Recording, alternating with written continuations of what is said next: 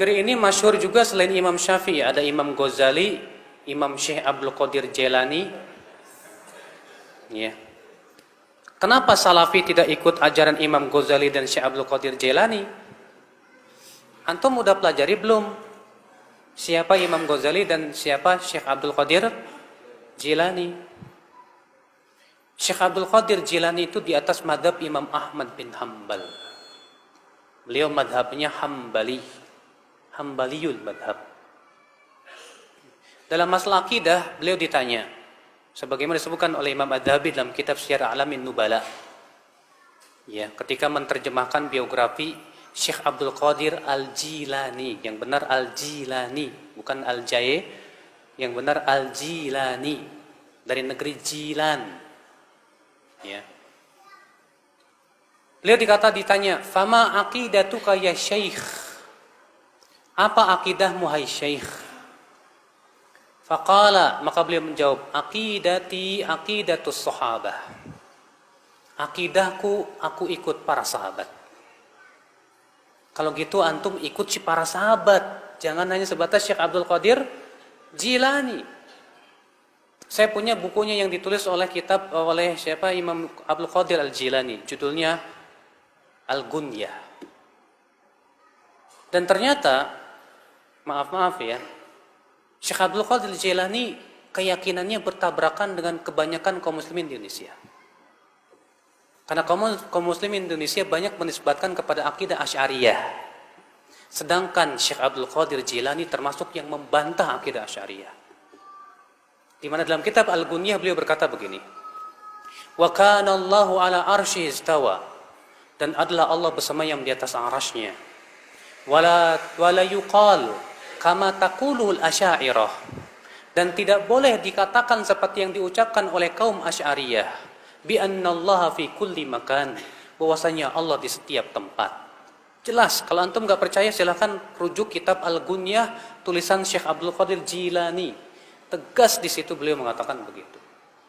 Saya pernah, Pak, maaf saya di salah satu kiai di kampung saya, dia mengkafirkan saya. Hanya saya berkeyakinan bahwa Allah bersemayam di atas arsy. Kata dia, Ustadz Badrul Salam itu kafir. Masa dia mengatakan bahwa Allah bersemayam di atas arsy? Ya.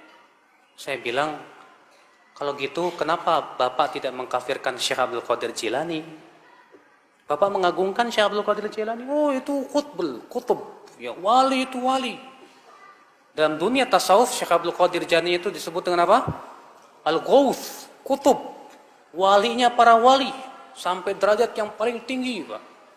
Sampai disebutkan dalam manaqib Syekh Abdul Qadir Jailani, katanya Syekh Abdul Qadir Jailani menempeleng malaikat maut, ya. Hebat.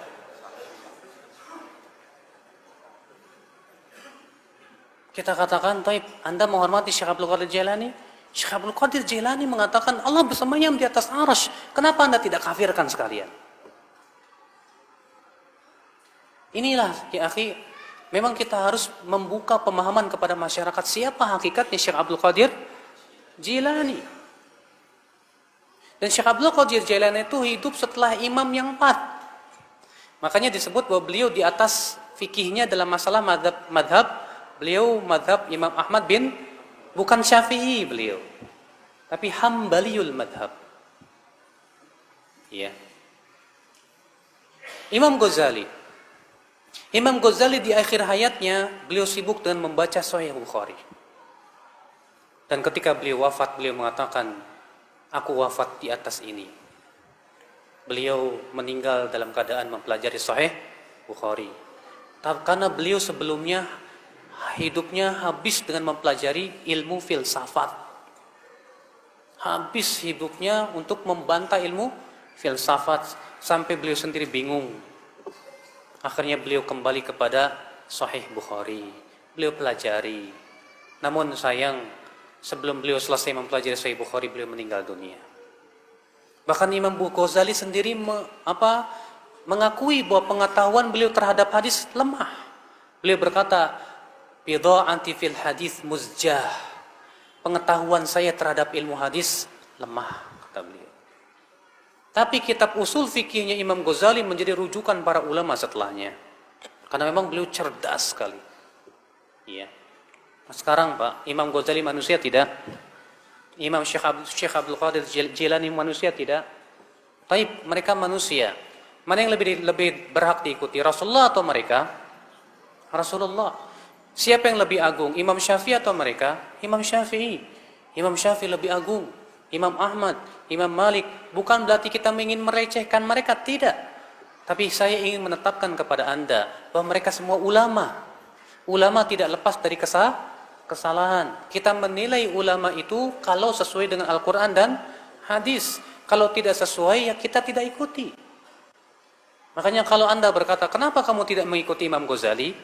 Saya tanya, Imam Ghazali ikut siapa? Kalau Anda berkata, Imam Ghazali ikut Al-Quran dan hadis, taib. Ya, kita pun sama-sama ikut Al-Quran dan hadis. Kalau pendapat Imam Ghazali sesuai dengan Al-Quran dan hadis, kita terima. Kalau tidak, kita tidak terima.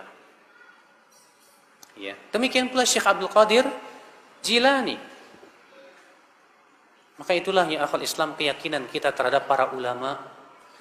Kita hormati mereka, kita cintai para ulama, kita jadikan mereka rujukan dalam memahami Al-Quran dan hadis. Tapi kita tidak mensucikan para ulama, kita tidak mengkultuskan para ulama. Kita mengatakan mereka orang-orang yang diberikan oleh Allah kelebihan, kecerdasan. Namun kalau mereka berselisih pendapat, kita lihat mana yang paling kuat dalilnya. Kesalahan kaum muslimin, Pak, ketika terjadi perselisihan ulama, berdalil dengan pendapat ulama. Padahal kata para ulama, pendapat ulama bukan dalil untuk ulama lain. Seharusnya kalau terjadi perselisihan ulama, dalil kita Al-Quran dan hadis. Itu yang kita pakai.